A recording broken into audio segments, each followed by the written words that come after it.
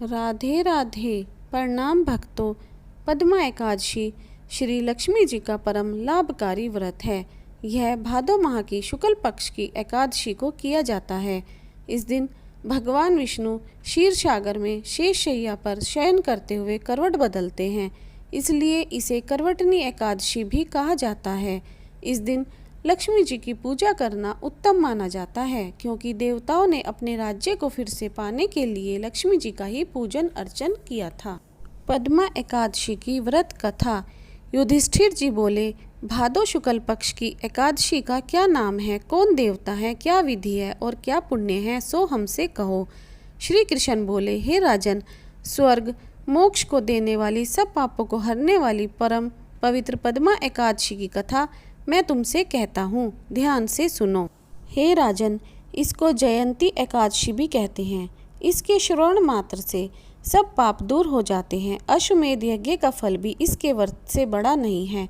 इस जयंती का व्रत पापियों के पापों को दूर करने वाला है।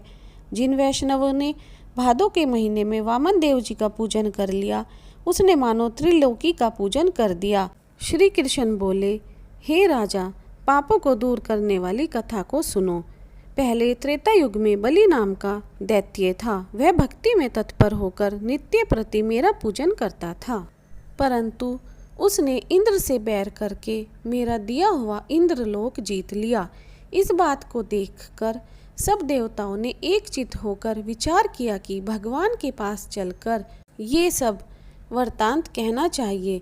फिर इंद्र आदि देवताओं ने ऋषियों को साथ लेकर भगवान के पास जाकर सुंदर वचनों से मेरी स्तुति की, और देवताओं के साथ बृहस्पति जी ने मेरा अनेक बार पूजन किया।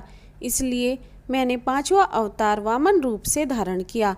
संपूर्ण ब्रह्मांड जिसमें स्थिर है, ऐसे उग्र रूप धारण किया। वामन ने सत्य में तत्पर राजा बलि को जीत लिया। युधिष्ठिर बोले, आपने वामन रूप से असुर बलि राजा को कैसे जीत लिया? यह कथा विस्तार पूर्वक कहिए, मैं आपका भक्त हूँ।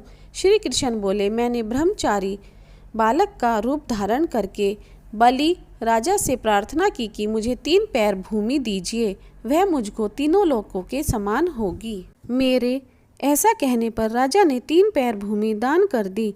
संकल्प करते ही मेरा शरीर विशेष रूप से बढ़ने लगा। भूलोक में मैंने पैर फैला दिए, भूलोक में जांघ हो गई, स्वर्गलोक में कमर, महालोक में पेट, जललोक में हृदय और तपोलोक में कंठ पहुँच गया। सत्यलोक में मुख और उससे ऊपर सिर को स्थापित कर दिया। सूर्य चंद्रमा से लेकर ग्रह तारागण योग ये सब आ गए। इंद्र से लेकर देवता, शेष जी से लेकर नाग, ये वेद के मंत्र से अनेक प्रकार से स्तुति करने लगे।